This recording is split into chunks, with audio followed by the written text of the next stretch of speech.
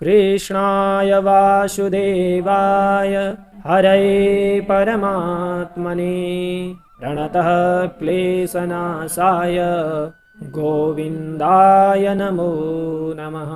भन्नुहोस् भागवत भगवान को, श्री सद्गुरुदेव भगवान को, श्री वेदव्यास भगवान को, श्री सुखदेव जी महाराज को, श्री वृंदावन बिहारी लाल को, राष्ट्रदेव पशुपतिनाथ को। जय जय श्री राधे श्याम। अखिल कोटि ब्रह्मांड नायक कारण करुणा वरुणालय भगवान श्री हरि सर्वेश्वर श्री कृष्ण को साक्षात वाङ्मय प्रतिमूर्ति श्रीमद् भागवत महापुराण, जसको सायंकालीन स्वाध्याय कक्षा विशेषमा हामी उपस्थित भइसकेका छौँ। हामी प्रतिदिन यो सायंकालीन स्वाध्याय कक्षाका माध्यमबाट भगवान श्रीकृष्णको अक्षर विग्रह भगवत वाणी श्रीमद् भागवत महापुराणको सेवन सेवा गर्ने गरेका छौँ। प्रतिदिन झैँ हामी आज पनि भागवतको प्रथम स्कन्धलाई नै अगाडि बढाउनेछौँ। प्रथम स्कन्धको 18 अध्यायमा हामी छौँ। 18 अध्यायका 35औं श्लोकसम्मका अक्षरश भागवत वाणीहरूलाई सरसर्ती हेर्ने प्रयत्न हामीले पूर्व दिनमा गरेका थियौँ। पूर्व प्रसङ्गमा राजा परीक्षितका बारेमा अझै धेरै सुन्न इच्छा भएका शौनकादि 88,000 ऋषिहरूले नैमिषारण्य पावन क्षेत्रमा हे प्रभु, हे गुरुदेव, हे सुतजी महाराज, हजुरले भगवान श्रीकृष्णका कथाले युक्त भएका परीक्षितका अरू कथाहरू पनि सुनाउनु भनेर यसरी राजा परीक्षितका भगवत धाम गतिको त्यो कथालाई पनि शौनकादि ऋषिश्वरहरूले सुन्न इच्छा गर्नु। शौनकादि ऋषिहरूको यस्तो इच्छाबाट प्रेरित हुनुभएका सुतजी महाराजले आज म धन्य भएको छु, निम्न कुलमा निज कुलमा जन्मिएर पनि मेरा सद्गुरुदेव श्री सुखदेवजी महाराजका सान्निध्यबाट परम कृपाबाट मैले आज मेरो यो जीवनलाई धन्य बनाउने सुअवसर प्राप्त गरेको मेरो अहोभाग्यको कुरो हो। हजुरहरूका अगाडि मैले भगवानका लीलाहरूको श्रवण गराउन पाउनु मेरो भाग्य, मेरो सामर्थ्य अनुसार, मेरो बुद्धि अनुसार म हजुरहरूलाई अवश्य पनि सुनाउँछु भनेर राजा परीक्षित एक दिन शिकार खेल्न भनेर वन जानुभएको, वनमा मृगका पछाडि दौडँदै भोग तिर्खाले अत्यन्तै धेरै पीडित भएर यताउता हेर्दा कतै पनि एउटा जलाशय पनि नभेटिएका कारणले पर हेर्दाखेरि एउटा ऋषिको पर्णकुटीलाई देख्नु। त्यो पर्णकुटी, त्यो पर्णशाला हुन्छ समीक ऋषिको। जानुहुन्छ हत्तपत्त दौडेर जाँदाखेरि ऋषि समीक समाधिस्थ अवस्थामा हुनुहुन्छ। याचना गर्नुहुन्छ जल पाइन्छ कि भनेर। चक्रवर्ती सम्राट परीक्षितले आफू आएको यसरी थाहा पाएर पनि पक्कै पनि यी ऋषिले मेरो अवज्ञा गरिरहेका छन् भन्ने सम्झिएर चिन्तन गरेर रिस उठ्छ उहाँलाई। त्यहाँबाट हिँड्ने बेलामा यसो देख्नुहुन्छ एउटा मरेको सर्प छ। त्यो मरेको सर्पलाई चाहिँ धनुका अग्रभाग, धनुबाणका अग्रभागले यसो उठाएर ऋषिका गलामा लगाइदिनुहुन्छ। त्यहाँदेखि निक्लेर जानु। नदीका तटमा खेल्दै गरेका ऋषिका बालक श्रृङ्गी जो हुनुहुन्थ्यो अति तेजस्वी, यो कुरा थाहा पाउनुहुन्छ कि कुनै राजाले आएर आफ्ना पितालाई समाधिस्थ अवस्थामा भएका पिताजीलाई अवज्ञा गरेर अपमान गरेर गए अरे भनेर ऋषि बालक अत्यन्तै धेरै रिसाउँछन्। यी राजाहरूको धर्म मर्यादाको उल्लङ्घन हेर त यी राजा पक्कै पनि दण्डका भागीदार छन्। भगवान श्रीकृष्ण दुष्टहरूका दण्डकर्ता पृथ्वीलाई छोडेर के जानुभएको छैन। हेर त राजाहरूको यो निरङ्कुशता, हेर त दुष्टता भनेर चाहिँ क्रोधले रातापिरा भएर अब म दण्ड दिनेछु, यी राजालाई, दुष्ट राजालाई म दण्ड दिन्छु भनेर यसरी आफ्ना साथीहरूसँग भन्दै हुनुहुन्थ्यो। हामीहरूले हिजोका 35औं श्लोकसम्मका अक्षरश वाणीहरू यसरी हेरेका थियौँ। अब अगाडि गएर सुतजी के भन्नुहुन्छ 36 श्लोकबाट। इत्युक्त्वा रोषतां राक्ष्यो वयस्यान् ऋषिबालकः कौशिक्याप उपस्पृश्य वाग्वज्रं विससर्जः। वयस्यान् इति उक्त्वा, आफ्ना साथीहरूलाई यसो भनेर आफ्ना साथीहरूसँग खेल्दै हुनुहुन्थ्यो ऋषिका बालक श्रृङ्गी आफ्ना साथीहरूसँग यसरी भन्नुभयो, म अब दण्ड दिन्छु, मेरो सामर्थ्य हेर साथी हो भनेर। अनि रोषतां राक्ष्यः, रोषेण ताम्रे अक्षिणी यस्य स रोषतां राक्ष्यः। ऋषिले राता पिरा भएका छन् आँखा यस्ता ती ऋषि बालकः, ऋषिका बालक छोरा श्रृङ्गीले कौशिकी नदी तस्या अपह जलम, कौशिकी नदीको जललाई हातमा लिनुभयो। तद उपस्पृश्य, त्यसलाई हातमा लिनुभयो र वाग्वज्रम श्रापम, वाणी रूपी वज्रलाई विषसर्ज, निश्चय नै विषसर्ज छोडिदिनु भयो। आज श्राप दिन आँट्नुभयो श्रृङ्गी ऋषिले राजा परीक्षितलाई। इति लङ्घित मर्यादम तक्षकः सप्तमे हनि दंक्षति स्म कुलाङ्गारं चोदितो मे तदद्रुहम्। इति यसरी मेरा समाधिस्थ पितालाई मरेको सर्प गलामा लगाइदिएर अपमान गर्ने भएका लङ्घिदम मर्यादाम भनेको उल्लङ्घन गरेका, मर्यादा उल्लङ्घन गरेका यी राजालाई, यी कुलाङ्गारम कुलका अङ्गार स्वरूप कुलनाशक भएका यी राजालाई, अनि तदद्रुहम मेरा पिताको द्रोह गरेका, तदद्रुहम मेरा पिताको द्रोह गरेका कारणले गर्दा मया चोदित मद्वारा प्रेरित भएको तक्षक नाम गरेका सर्पले सप्तमी हनी आजको 7औं दिनका दिन दंक्षति स्म भस्मी करिष्यति अथवा दंक्षति भस्मी करिष्यति डस्नेछ र यिनको यी लीलालाई समाप्त गरिदिनेछ भनेर यसरी भागवज्र छोड्नुभयो, श्राप दिनुभयो शृङ्गी ऋषिले। ततो भेत्याश्रमं बालो गले सर्पकलेवरं पितरं वीक्ष्य दुःखार्तो मुक्तकण्ठरुरोधः। ततः तत्पश्चात त्यहाँदेखि आश्रमम अभ्येत्य आफ्ना आश्रममा आउनुभयो शृङ्गी बालक। अनि सबालः आश्रमम अभ्येत्य बालक चाहिँ आश्रममा आएर अंशे गलामा पिताजीका गलामा सर्पकलेवरम सर्पको त्यो मृत शरीरलाई वीक्ष्य देखेर पिताजीका गलामा पितरम अंशे अथवा अंश भनेको गले घाँटीमा चाहिँ मरेको सर्पलाई लिइराख्नुभएका पितरम पितालाई वीक्ष्य देखेर दुःखार्तः दुःखेन आर्तः दुःखले पीडित भएर मुक्तकण्ठः उच्च स्वरमा रुरोधः रुन लाग्नुभयो, ढाको छोडेर रुनुभयो। पिताका गलामा मरेको सर्प देख्नुभयो, सह्य भएन पिताजीको त्यो अपमानलाई।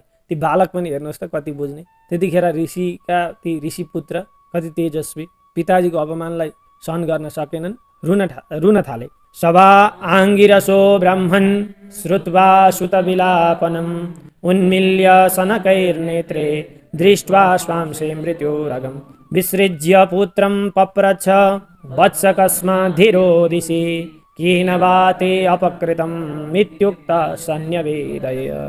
हे ब्राह्मण, हे शौनकजी महाराज, स आङ्गिरसः ती अंगिरा गोत्रमा उत्पन्न भएका ब्राह्मण समीक यसरी सुत विलापनम श्रुत्वा आफ्ना छोराको ठुलो स्वरको रुवाई, डाको छोडी रोएका आफ्नो छोरो यस्तो सुनेर अथवा छोराको रुवाईलाई सुनेर सनकै बिस्तारै नेत्रे उन्मिल्य दुईटै आँखा उगारेर, उहाँ त त्रय अवस्थातीत भएर भगवानमा लीन हुनुहुन्थ्यो अथवा समाधि अवस्थालाई प्राप्त गर्नुभएको थियो। बिस्तारै त्यो छोराको रुवाईको आवाजले उहाँको आँखा खुले अनि उठ्न खोज्नुहुन्छ।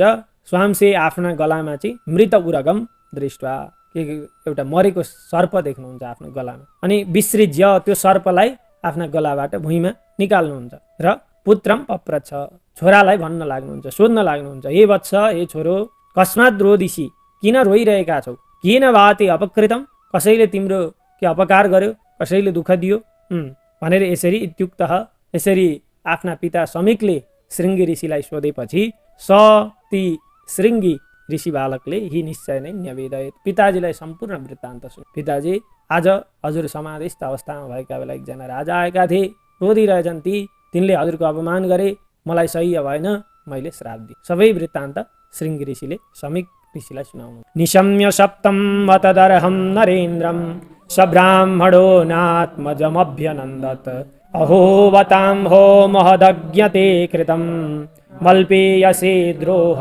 उरुर्धमोद्रितः अतदर्हम नरेन्द्रम न तदर्हम अतदर्हम। त्यसरी श्राप दिनका लागि, त्यसरी दण्ड दिनका लागि योग्य नहुनु भएका नरेन्द्रम राजा परीक्षितलाई सप्तम यसरी आफ्ना पुत्रले श्राप दिए भन्ने निशम्य सुनेर, मैले त पिताजी श्राप दिएँ, छोराले यसो भनेको सुनेर सब ब्राह्मण ती समीक ब्राह्मण ऋषीश्वरले आत्मजम आफ्ना छोरालाई न अभ्यनन्दत, बाबु तिमीले राम्रो गर्यौ भनेर प्रशंसा गर्नु भएन, तिमीले ठिक गरेनौ बाबु, यो के गर्यौ भन्न लाग्नुभयो। अहो बत, अहो तिमीले खेद, अहो यो खेदको कुरो हो, तिमीले अज्ञ, हे अन्जान बालक, तिमीले महत ठुलो अम्भ पाप कृतम पाप गर्यो, तिमीले ठुलो पाप गर्यौ, तिमीबाट ठुलो पाप भयो। अल्पी यसी द्रोहे सानो गल्तीमा पनि उरुर्दमः धृत यसरी ठुलो दण्ड दियौ तिमीले, जब सानो एउटा गल्ती गरे के राजा परीक्षितले तिमीले यति ठुलो दण्ड दियौ, यो तिमीले ठिक गरेनौ, तिमीबाट ठुलो पाप भयो। समीक ऋषि छोरा श्रृङ्गीलाई भन्दै हुनुहुन्छ,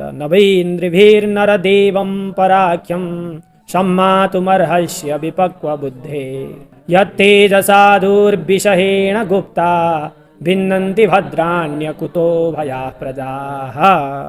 हे अविपक्व बुद्धे, हे पक्व बुद्धि नभएका श्रृङ्गी, पराख्यम भगवान विष्णुको अंशभूत हुनुभएका राजा परीक्षितलाई अथवा नरदेवम राजा परीक्षितलाई चाहिँ नृभिः सामान्य मनुष्य जस्तै सम्मातुम बराबरको, सामान्य मनुष्य बराबरको नभई अर्हसी, यसरी तिमीले सम्झिनु योग्य थिएन। राजा भनेका साक्षात् भगवानका अवतार हुन्। तिमीले यसरी भगवत स्वरूप राजालाई सामान्य मनुष्य सरह तिमीले यो ठिक मूल्याङ्कन गरेनौ भन्दै हुनुहुन्छ।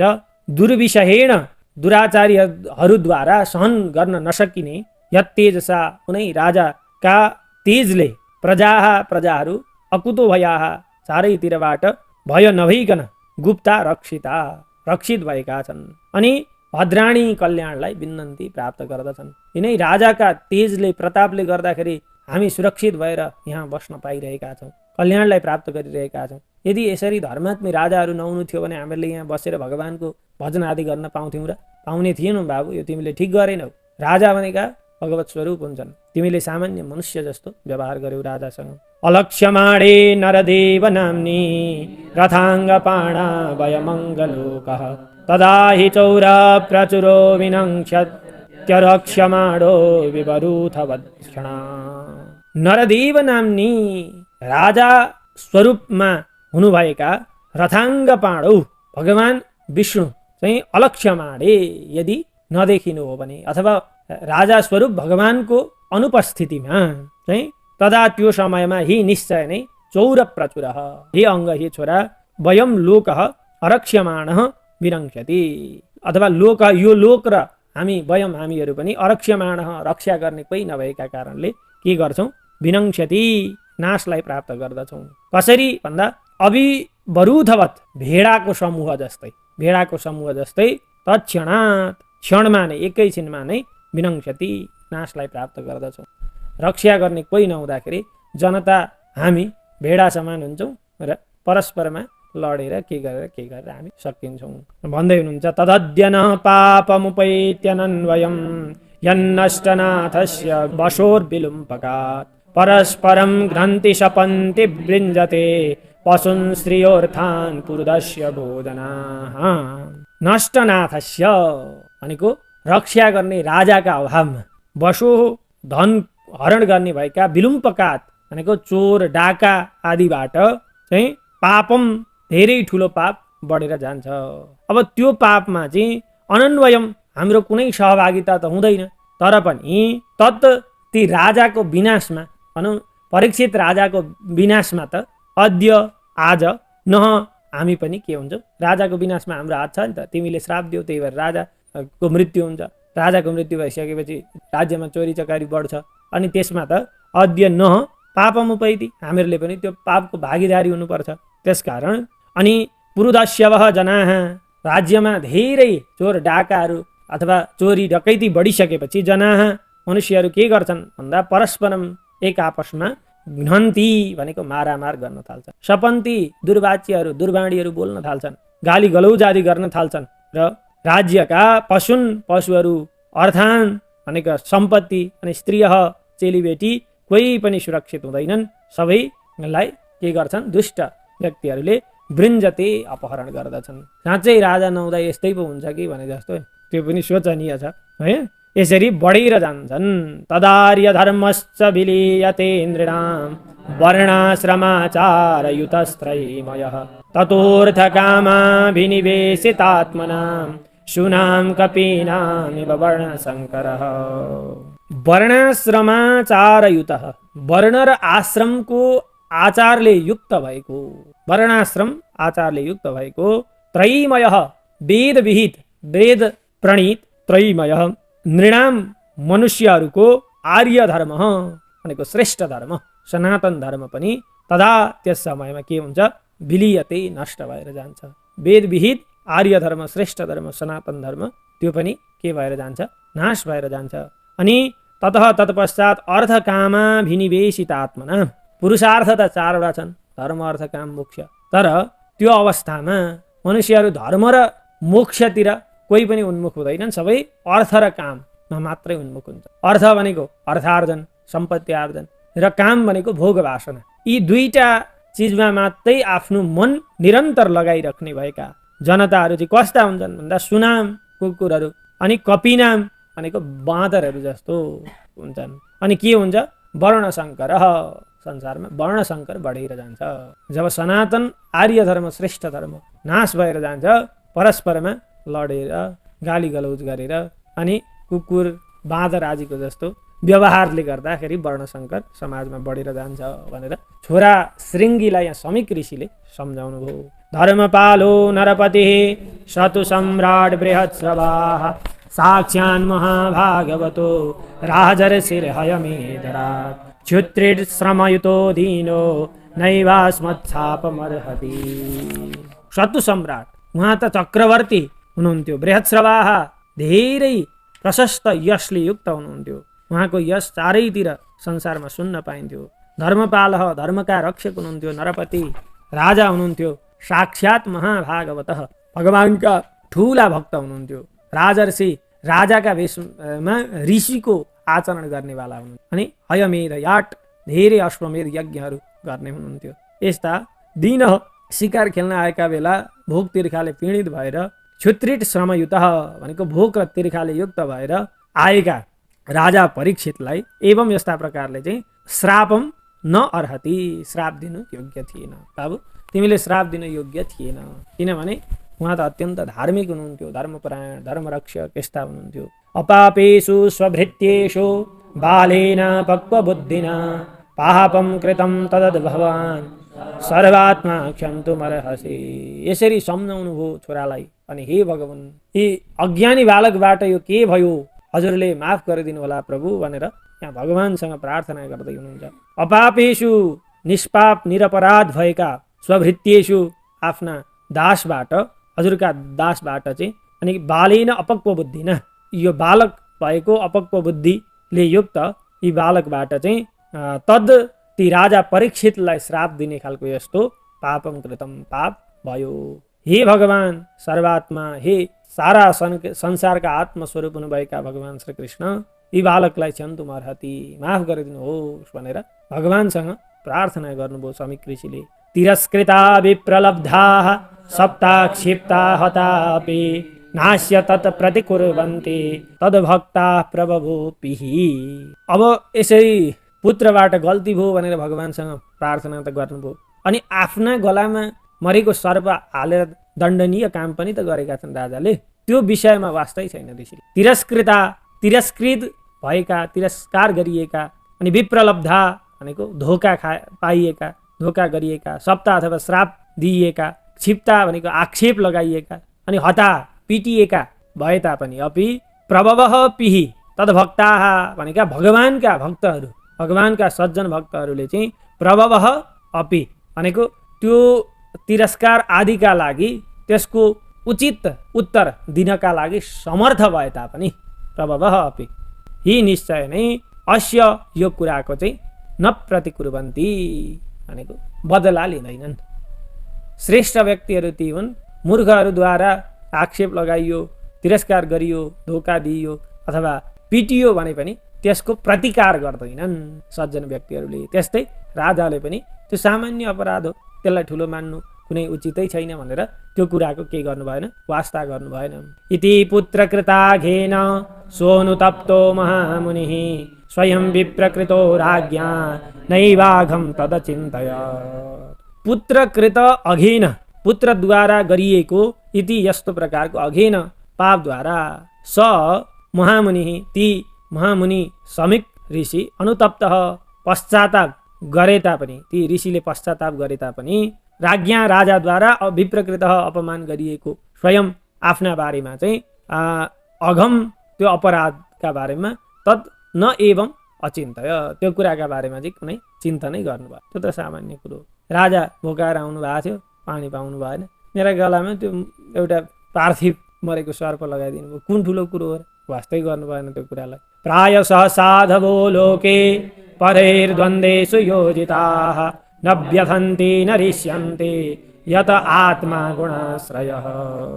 लोके यस संसारमा परैर द्वन्द्वेषु भनेको मित्र शत्रुबाट सुख दुःखमा चाहिँ सुख दुःखका ती व्यवहारमा योजिता गराए तापनि भनौँ न सुख दुःखलाई दिए तापनि मित्रका कारणले सुख पाए पनि अथवा शत्रुका कारणले दुःख पाए तापनि प्रायशः प्राय गरेर साधव भनेको साधु व्यक्तिहरू चाहिँ नव्यथन्ति शत्रुले दुःख दिए भनेर कहिले दुःखी हुँदैन अनि नरिष्यन्ति मित्रबाट सुख पाइयो भनेर कहिले खुसी पनि हुँदैनन्। यतः किनभने आत्मा गुणाश्रय आत्मा अगुणाश्रय यो सुख दुःख भनेको आत्माको गुण होइन यो आत्माको धर्म होइन यो सुख दुःख भनेको यो त शरीरको धर्म शरीरलाई हुने हो सुख पनि दुःख पनि आत्मालाई न सुख हुन्छ न दुःख हुन्छ आत्मा त सदा के छ आनन्द स्वरूप छ भनेर यहाँनिर सुतजी महाराजले सौनकादि ऋषिहरूलाई राजा परीक्षितलाई समीक पुत्र श्रृङ्गीबाट श्राप पाएको कुरा बताउनु भयो। हामीहरूले यिनै प्रसङ्गसँगै आज प्रथम स्कन्धको अष्टादश अध्यायलाई पनि पूर्ण गरेका छौँ। आजको सायंकालीन स्वाध्याय कक्षा भगवान् श्रीहरिका चरणमा विश्राम गर्दै आजको स्वाध्याय कक्षालाई समाप्त गर्दछु। कृष्णाय वासुदेवाय हरे परमात्मने प्रणतः क्लेशनाशाय गोविन्दाय नमो नमः। भन्नुहोस् भागवत भगवानको